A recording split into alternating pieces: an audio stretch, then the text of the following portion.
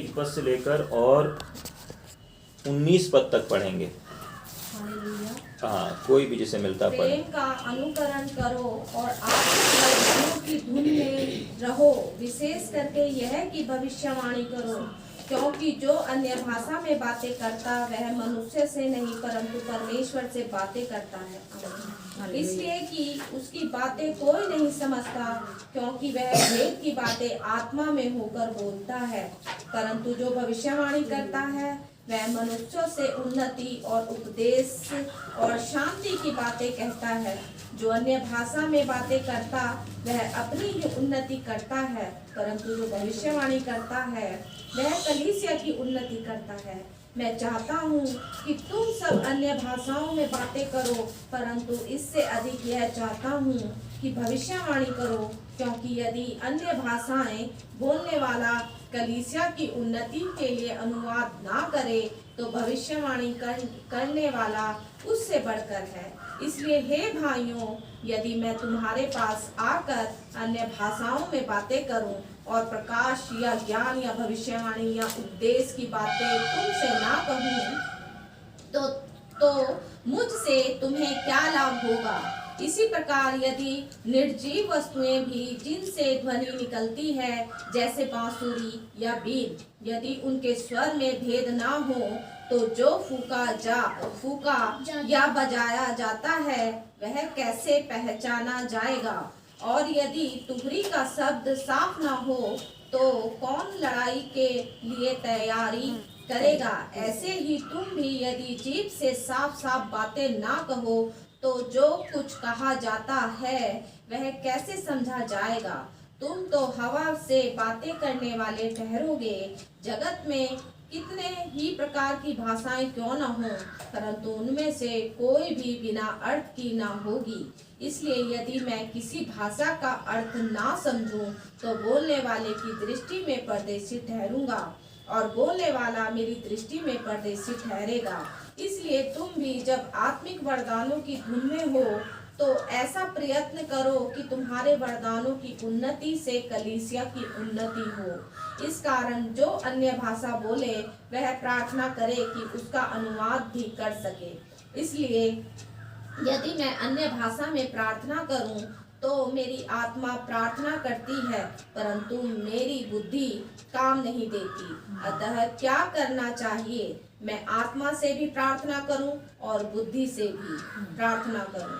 मैं आत्मा से गाऊंगा और बुद्धि से भी गाऊंगा। यह नहीं तो यदि तू आत्मा ही से धन्यवाद करेगा तो फिर अज्ञानी तेरे धन्यवाद पर आमीन कैसे कहेगा, क्योंकि वह तो नहीं जानता कि तू क्या कहता है।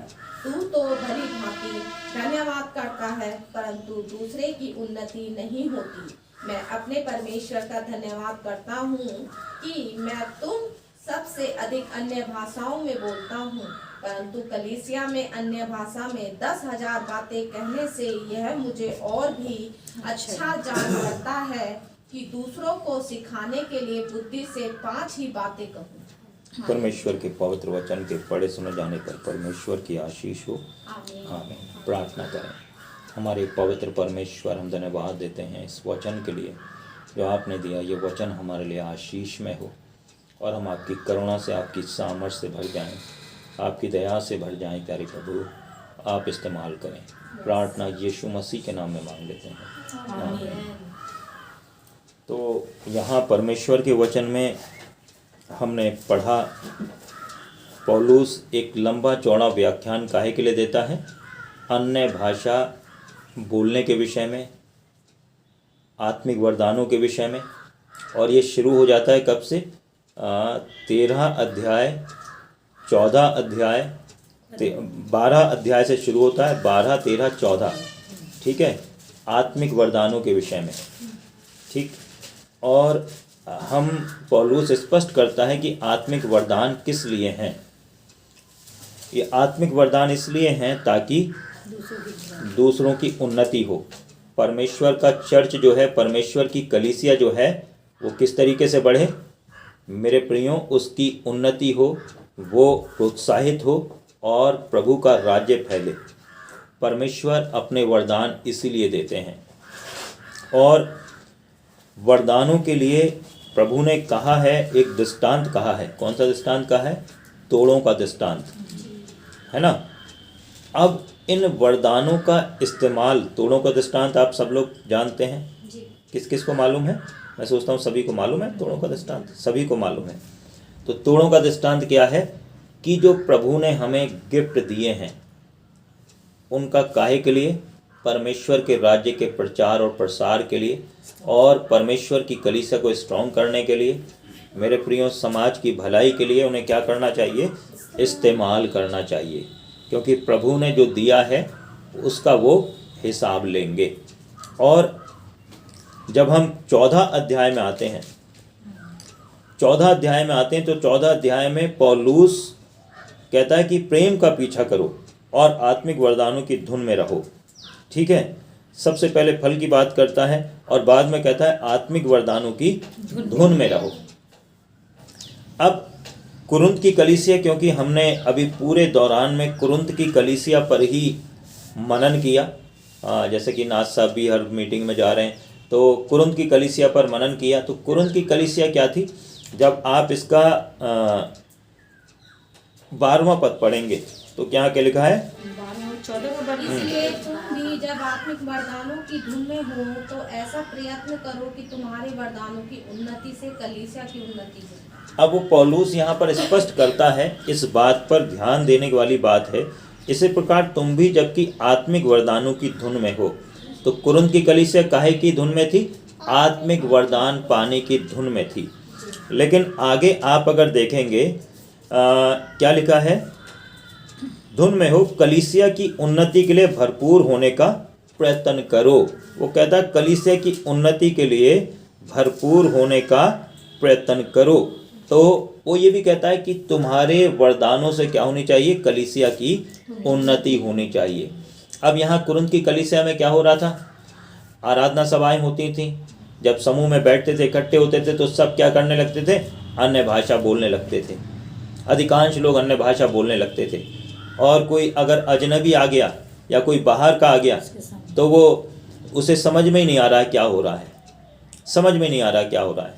पौलुस कहता है कि मैं तो तुमसे ज़्यादा अन्य भाषा बोल सकता हूँ, है ना, तुमसे ज़्यादा अन्य भाषा बोल सकता हूँ। लेकिन वो क्या कहता है कि कलीसिया की उन्नति के लिए 5 शब्द बोलना ही पर्याप्त है। समझदारी के 5 शब्द बोलना ही पर्याप्त है। अब इसके द्वारा वो क्या दिखाना चाह रहे थे? इसके द्वारा वो दिखाना चाह रहे थे कि वरदान किसके द्वारा मिलते हैं? आपको मालूम है? परमेश्वर की ओर से, पवित्र आत्मा की ओर से। काहे की ओर से मिलते हैं? पवित्र आत्मा की ओर से मिलते हैं। इसका मतलब ये है कि बंदा जो है पवित्र आत्मा से परिपूर्ण है। ठीक है नहीं? जब पवित्र आत्मा के वरदान मिल गए। लेकिन यहाँ क्या हो रहा था कि कलीसिया में अधिकांशतः लोग दिखाना चाहते थे कि हमारे पास क्या है? आत्मिक वरदान है। बोलकर किसी ना किसी तरीके से वो दिखाना चाह रहे थे कि हमारे पास आत्मिक वरदान है। ठीक है, और वो इनकी होड़ में लगे हुए थे, इनकी धुन में लगे हुए थे। मैं हमारे ग्रुप में से ही 1-2 बंदे की ऐसी बातें भी हैं कि उन्होंने कहा कि तुम जो हो फलाने सेवक की तरह हो जाओगे अगर 40 दिन के तुम उपवास रख लोगे लगातार। मतलब ऐसी सामर्थ तुम्हारे पास आ जाएगी। ठीक है, तो क्या है? केवल और केवल वो सामर्थ प्राप्त करना, और सामर्थ प्राप्त करने के बाद में क्या करना? अपना नाम बढ़ाना। तुम 40 दिन के उपवास रख लोगे तो तुम भी किसकी तरह हो जाओगे? फलाने पास्टर की तरह हो जाओगे, फलाने सेवक की तरह हो जाओगे। मेरे प्रियो, आप प्रभु में इसलिए नहीं बढ़ रहे हैं। पहली बात, आप प्रभु में इसलिए नहीं बढ़ रहे हैं कि आपको क्या करना है? अपना नाम ऊंचा करना है कि मेरे पास चंगाई का वरदान है, मैं जो हूँ लोगों को परख लेती हूँ, मैं भविष्यवाणी करता हूँ। इसलिए नहीं। किस लिए बढ़ना है? मेरे प्रियो, प्रभु के कार्य को करना है हमें। और इसीलिए पौलुस, जब आप कुरिन्थ की कलीसिया के 13वें अध्याय को पढ़ते हो तो 12वें अध्याय का 31वां पद पढ़ते हो तो पौलुस वहाँ स्पष्ट कह देता है। मैं पहले भी आपको बता चुका हूँ। क्या कहता है स्पष्ट? हाँ। तुम बड़े से बड़े वरदानों की धुन और वो फिर कह रहा है कि तुम बड़े से बड़े वरदानों की धुन में रहो। ये नहीं कहता कि वरदानों की धुन में ना रहो, तुम बड़े से बड़े वरदानों की धुन में रहो। परंतु मैं तुम्हें और सबसे उत्तम मार्ग बताता हूँ। और मैं तुम्हें और सबसे उत्तम मार्ग बताता हूँ। वो सबसे उत्तम मार्ग क्या है? प्रेम का मार्ग। प्रेम का मार्ग। काहे का मार्ग है? प्रेम का मार्ग। और कौन सा प्रेम है ये? परमेश्वर का प्रेम है ना, जिस प्रेम के द्वारा क्या होती है? उन्नति होती है। आप उस प्रेम के बारे में पौलुस बताता है बहुत अच्छी तरीके से। मैं उस पर विचार नहीं करना चाहता, लेकिन आप 13 अध्याय घर में जाके पढ़ें तो वहाँ पर आपको पता चल जाएगा। शायद 6 पद से आगे होगा जहाँ तक मेरा अंदाजा है। जब आप पढ़ोगे तो पता चल जाएगा कि वो प्रेम का मार्ग है क्या। तेरा को तो ये कुकर्म से आनंदित नहीं होता, हाँ, परंतु सत्य से आनंदित होता है। वह सब बातें सह लेता सब बातें सह लेता सब है। बातों की प्रतीति करता ये है। परमेश्वर का प्रेम है। सब बातों की आशा रखता सब है। बातों की आशा रखता है। सब बातों में धीरज धरता है। सब बातों में धीरज धरता है। प्रेम कभी टलता नहीं। प्रेम कभी टलता नहीं। तो ये सारी चीज़ें हैं जो परमेश्वर से प्रेम करने वाले, एक दूसरे से प्रेम करने वाले लोग हैं, उनके जीवन में पाई जाती हैं। और पौलुस कहता है कि अन्य भाषा बोलने वाले अन्य भाषा की बोले तो, लेकिन अन्य भाषा से ज़्यादा क्या करें? भविष्यवाणी करें। भविष्यवाणी करें। और क्या होता है? भविष्यवाणी से कलीसिया की क्या होती है? उन्नति होती है ना। कलीसिया की उन्नति होती है भविष्यवाणी से। कलीसिया यहाँ 14 अध्याय में 3 पद से पढ़ना। 3 पद, परंतु जो भविष्य परंतु जो भविष्यवाणी करता है वह मनुष्यों की उन्नति और उपदेश और शांति की बातें कहता है। वो जो भविष्यवाणी करता है वह आत्मिक उन्नति करता है लोगों की, अर्थात चर्च की, तथा सांत्वना देने के लिए मनुष्यों से बोलता है, शांति प्रदान करने के लिए मनुष्यों से बोलता है। आगे क्या लिखा है? जो अन्य भाषा बोलता है वो क्या करता है? अपनी ही उन्नति करता है। लेकिन भविष्यवाणी करने वाला कलीसिया की उन्नति करता है। 5वें पद में ये लिखा है, जब मैं चाहता हूँ अब मैं चाहता हूँ कि तुम अन्य भाषाओं में बोलो, परंतु इससे बढ़कर यह है कि तुम भविष्यवाणी करो, क्योंकि जो भविष्यवाणी करता है वह उससे भी बढ़कर है जो अन्य भाषाओं में बोलता है। पर यहीं तक हम पढ़ेंगे। लेकिन हम बाइबल के अनुसार भविष्यवाणी, आप अगर प्रभु में पाए जाते हो तो आपका आधार क्या है? क्या है आपका आधार? परमेश्वर का वचन। क्या है? परमेश्वर का वचन। अब आपको भविष्यवाणी कैसी करनी है? परमेश्वर के वचन के अनुसार। ठीक है? कैसी भविष्यवाणी करनी है? परमेश्वर के वचन के अनुसार। आज भविष्यवाणियां, आज बहुत सारे प्रोफेट्स हैं, है ना, बहुत सारी प्रोफेटिस हैं, और वो भविष्यवाणियां कैसे कर रहे हैं? लोगों के फायदे के लिए। काहे के लिए कर रहे हैं? किसी व्यक्ति विशेष के फायदे के लिए, कि उसकी नौकरी लगने वाली है, उसको चंगाई मिलने वाली है, उसके जीवन में वो इस समस्या से छूटने वाला है, उसके जीवन में ये बड़ा काम होने वाला है, उसके जीवन में ऐसा होने वाला है, वैसा होने वाला है। अर्थात उसके हिसाब से मैं आपको बताना चाहता हूँ, आज के समय में हम ऐसे देश में रहते हैं कि जहाँ लोगों ने अपने लिए गुरु बटोर रखे हैं। हर एक का कोई ना कोई गुरु है, और वो गुरु के पास जाते हैं। गुरु क्या बताता है? कि तुम ऐसा काम करना तो तुम्हारे जीवन में ये लाभ होगा, तुम्हारे बिजनेस में ये फ़ायदा होने वाला है, तुम ऐसा काम करोगे तो तुम्हारे घर से ये सारी समस्या क्या हो जाएगी? दूर हो जाएगी। होते ही नहीं ऐसे गुरु आज के समय में। और हर एक का हम ऐसे देश में रहते हैं कि हर एक का कोई ना कोई गुरु उसने ज़रूर बना रखा है, कोई ना कोई गुरु ज़रूर बना रखा है। लेकिन जब आप परमेश्वर के वचन के अनुसार भविष्यवाणी की बात करते हैं, आज ऐसे बहुत सारे सेवक खड़े हो गए हैं जो व्यक्तिगत फायदे की बात करते हैं, है ना, जो नौकरी की बात करते हैं, जो चंगाई की बात करते हैं, जो मेरे प्रियो पैसे की बात करते हैं कि पैसा मिलने वाला है। लेकिन आप जब इसे परमेश्वर के वचन की कसौटी पर रखते हो, है ना, तो आप क्या पाते हो? मैंने प्रचार भी किया था, शायद दीपा ने अगर सुना होगा इस प्रचार को तो उसे मालूम होगा, और बाकी इन लोग को मालूम होगा कि परमेश्वर के वचन में जब नबियों ने भविष्यवाणियाँ करी हैं, तो नबियों ने क्या भविष्यवाणियाँ करी हैं? देखो अपने जीवन को तुम क्या कर लो? सुधार लो। नहीं तो कहाँ चले जाओगे? परमेश्वर तुम्हें श्राप देगा, परमेश्वर तुम्हें दंड देगा। अपने जीवन को परमेश्वर के पीछे लगा लो, ये भविष्यवाणियां करी हैं। नहीं तो परमेश्वर तुम्हें बंदवाई में लेकर चला जाएगा। कहाँ लेकर चला जाएगा? बंदवाई में लेकर चला जाएगा। ठीक है, उन्हें चेताया है परमेश्वर के वचन के अनुसार से, ये पाप तुम्हारे जीवन में, इस पाप को छोड़ दो। यशायाह नबी ने हिजकिय्याह से जाकर कहा, क्या कहा? तू बचेगा नहीं, मर ही जाएगा। क्या कहा? बचेगा नहीं, मर ही जाएगा। अपने परिवार का बंदोबस्त कर ले, है ना। और हिजकिय्याह ने क्या किया? पश्चाताप कर लिया, और पश्चाताप कर लिया तो हिजकिय्याह बच गया। प्रभु ने नीनवे वासियों के पास में अपनी भविष्यवाणी पहुंचा दी। क्या पहुंचा दी? कि 3 दिन के अंदर नीनवे उलट दिया जाएगा। 3 दिन के अंदर नीनवे उलट दिया जाएगा अगर तुम अपने बुरे कामों से नहीं फिरे, है ना। 3 दिन के अंदर, 3 दिन के अंदर नीनवे उलट दिया जाएगा। और उन्होंने क्या काम किया? मन फिराया, हाँ, पश्चाताप। नहीं, 3 दिन तक प्रचार किया उसने। 3 दिन तक प्रचार किया, नीनवे उलट दिया जाएगा। और उन्होंने क्या काम किया? 40 दिन तक क्या किया? उपवास किया। 40 दिन तक प्रार्थना की, और परमेश्वर ने नीनवे को क्षमा कर दिया। परमेश्वर ने नीनवे को क्षमा कर दिया। ठीक है नहीं? और आप और भी देखोगे, आप जानते हैं मिकाया नबी की भविष्यवाणी मैंने कई बार बताई है। राजा आहाब, राजा यहोशापात सीरिया के आराम देश के रामोत गिलाद पर आक्रमण करना चाहते थे, और राजा आहाब ने अपने 400 नबियों से पूछा। और 400 नबी कैसे नबी थे? झूठे नबी थे, राजा को खुश करने वाले नबी थे, है ना। राजा की हाँ में हाँ मिलाने वाले नबी थे। और उन्होंने कहा कि आक्रमण कर, आक्रमण कर, और क्या करेगा? परमेश्वर तुझे विजय प्रदान करेगा।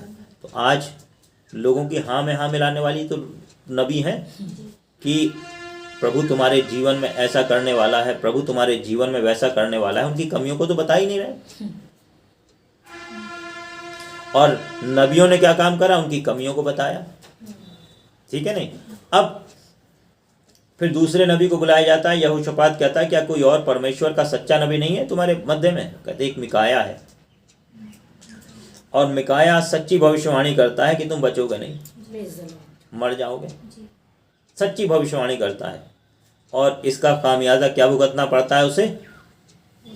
उसको बंदी गृह में डाल दिया जाता है। सिदकिय्याह क्या करता है? उसको थप्पड़ मारता है। सच्ची भविष्यवाणी करने वाला व्यक्ति। अब यीशु मसीह को क्रूस पर क्यों चढ़ाया गया? यीशु मसीह तो फरीसियों से कहते रहते कि प्रभु तुम्हारे जीवन में काम करने वाला है, प्रभु तुम्हें आशीष देने वाला है, प्रभु जो है तुम्हारे जीवन में सब कुछ बढ़िया करने वाला है। लेकिन प्रभु यीशु मसीह ने कहा, हाय तुम पर, हाय तुम पर, तुम क्या करते हो? दशमांश तो लेते हो, लेकिन खुद तो परमेश्वर के वचनों का तो पालन ही नहीं करते। तुम क्या करते हो? एक मनुष्य को अपने मत में लाते हो, लेकिन उसके बाद में उसका जीवन पूरी तरीके से नारकीय बना देते हो। हाय तुम पर। वो कहता है तुम कटोरे और थाली को क्या करते हो? बाहर से मांजते हो और अंदर से गंदगी भरी है। तुम काहे के समान हो? चूना पुती कब्रों के समान हो।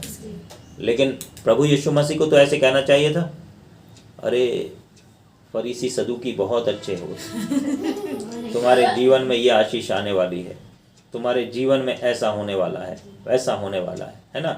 लेकिन प्रभु ने सच्ची बात कही, और प्रभु ने क्या कहा कि वो समय आ रहा है जब पत्थर पे पत्थर भी नहीं रहेगा, मंदिर के पत्थर पे पत्थर भी नहीं रहेगा, ये मंदिर ढा दिया जाएगा। क्यों? क्योंकि उन्होंने पश्चाताप नहीं किया। जब प्रभु ने प्रचार किया तो उन्होंने पश्चाताप नहीं किया, और उन्होंने कहा कि कौन कौन से नगरों के बारे में? खुराजीन, हाय बैतसैदा। अगर इतने अद्भुत कार्य, इतना प्रचार सूर और सैदा में करे जाते तो वो कब के पश्चाताप कर लेते। तो परमेश्वर के वचन के अनुसार आपने भविष्यवाणियां देखी, है ना। और अभी आपने कुरिन्थ की कलीसिया में पढ़ा तो आपने वहां पर पाया कि पौलुस ने लगातार कहीं पर भी किसी से भी आप यहाँ ये नहीं देखोगे कि पौलुस ने कहा होगा कि तुम्हारे जीवन में ये काम होने वाला है, तुम्हारे जीवन में। सुना दीपा कहीं जब कुरिन्थ की कलीसिया पर अध्ययन किया तो सुना कहीं पर ऐसा कि तुम्हारे जीवन में प्रभु आशीष देने वाला है? पौलुस कुरिन्थ की कलीसिया से कह रहा हो? नहीं कह रहा ना। वो कह रहा है मूर्ति पूजा के लिए कह रहा है। वो कह रहा है तुम्हारा एक सेवक तुम जो हो कहते हो कोई पौलुस का कोई अपोलोस का, क्या मसीह बढ़ गया?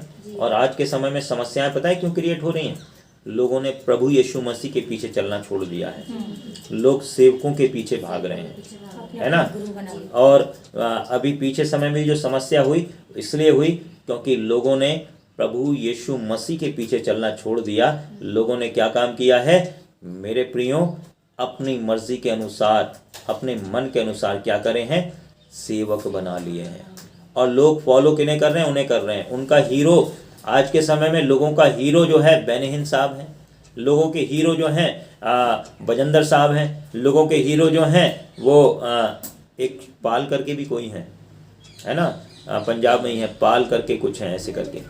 तो वो हैं लोगों के हीरो, लेकिन किसी का हीरो प्रभु यीशु मसीह नहीं है ना। किसी का हीरो प्रभु यीशु मसीह नहीं है। अगर प्रभु यीशु मसीह को अपने जीवन का मेरे प्रियो हीरो बना लिया, प्रभु के पीछे चलने लगे, तो मेरे प्रियो मैं इस बात को बताता हूं कि आपके जीवन में आप कभी ठोकर नहीं खाओगे। आपके जीवन में आप कभी ठोकर नहीं खाओगे और आपके जीवन में आप सही रास्ते पर चलोगे। ठीक है। तो परमेश्वर के वचन की शिक्षा जो है आज ये है कि आज हम भविष्यवाणियाँ कैसी करते हैं और हमें परमेश्वर के वचन के अनुसार कैसी भविष्यवाणियाँ करनी चाहिए। आज के समय में यह है कि हम वरदानों की धुन में तो रहते हैं, लेकिन कहीं हमारा मोटिव ये तो नहीं है कि हम ज़्यादा अपने आप को प्रोजेक्ट कर रहे हैं, ज़्यादा अपने आप को दिखा रहे हैं। ये इस पर ध्यान देने की आवश्यकता है, क्योंकि ये किस लिए वरदान प्रभु देता है? किस लिए देता है? ताकि हम दूसरों की उन्नति करें, दूसरों को आत्मिक रूप से सबल करें, है ना। आज इस बात पर भी ध्यान देना है कि आज हमारा हीरो कौन है। आज मेरे प्रियो हमारा अगवा कौन है। मैं ये नहीं कह रहा हूँ कि हमें पास्टर्स को तरजीह नहीं देनी चाहिए, हमें उनका आदर करना चाहिए, लेकिन कई बार क्या होता है, पास्टर भी क्या होते हैं? इंसान होते हैं। अगवे भी क्या होते हैं? इंसान होते हैं। ठीक है, हमें उनका आदर करना है, परमेश्वर के वचन के अनुसार उनके साथ में व्यवहार करना है। क्या करना है? परमेश्वर के वचन के अनुसार उनके साथ में व्यवहार करना है। ठीक है, लेकिन प्रभु के मार्ग पर चलना है। मैं अगर कोई मार्ग बता रहा हूँ वचन से अलग होकर, तो मेरे प्रियो उस मार्ग को नहीं इख्तियार करना है। ठीक है, नहीं, वचन के अनुसार जो मार्ग है, जो प्रभु की शिक्षा से मेल खाती है, उसी शिक्षा पर हमें आगे बढ़ना है। तो प्रभु आशीष दे और अपने अनुग्रह से परिपूर्ण करे।